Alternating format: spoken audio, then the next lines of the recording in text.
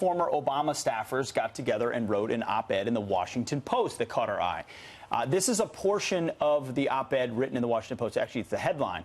It says, "We are African Americans, we are patriots, and we refuse to sit idly by." Of course, the op-ed goes on to mischaracterize very negatively the Trump administration and what they're going to do in response. Now, Barack Obama himself tweeted that out and said, "I've always been proud of what this team accomplished during my administration, but more than what we did, I'm proud of how they're continuing to fight for an America that's better." Lots of vagueness there, but obviously this team fully against what the Trump administration is trying to do. That's fascinating to me that he weighed in on Twitter like that, because my perception thus far is that he was taking a step back. And, I had asked several Democrats about, well, why hasn't he stepped up to the plate to endorse Joe Biden? That was his vice president. Why has he not been more? Oh, well, former presidents stay out of primaries. They don't get involved. Well, he's staying out of it in a sense, but also not in a sense. I mean, this is a pretty vocal display that he has here, that he is going to wade into that. I think you're going to see him emerge. I think very, very shortly you're going to see him emerge, and he's going to have a lot to say about what's going on, because his legacy is at stake.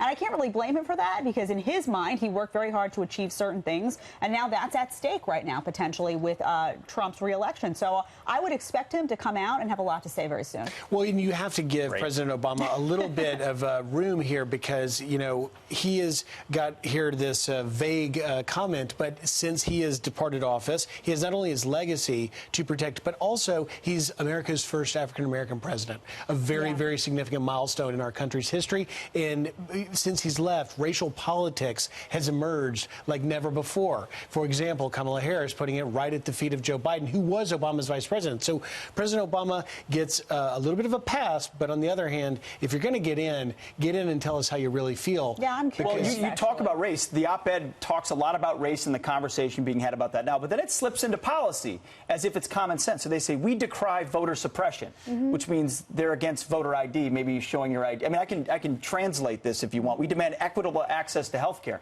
Does that mean universal government-run health care?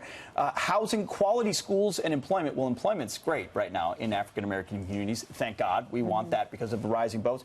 Quality schools? Does the modern Democrat Party believe in school choice, in vouchers, in charter schools? They don't. And opportunity zones. So, once again, we can pull it back into a policy discussion while they want to make it all about race. And when you take it to the policy discussion, President Trump and Republicans win every time, because they're open to new ideas that are a foundation of our country, like capitalism, which is not a new idea. It just needs to be reinvigorated. Yeah, I'm curious from you, the viewers, too, friends at foxnews.com. Do you think President Obama will weigh in more? And do you think it will be impactful? Because many argue that he's only impactful when he's actually the person running. But if he does speak out, if he did speak out on behalf of Joe Biden, for example, do you think that would help to keep Joe Biden right at the top? Do you want to hear from him? I mean, I would love to hear from President Barack Obama where he comes down on this stuff, rather than hearing from a bunch of staffers. I know. I don't know if Joe Biden would be his pick. Well, when you've got the field they've got right now, they'll probably start knocking on the door of a former president saying, can you help us out here? I don't blame Doesn't mean it'll be effective, but we'll see. Exactly.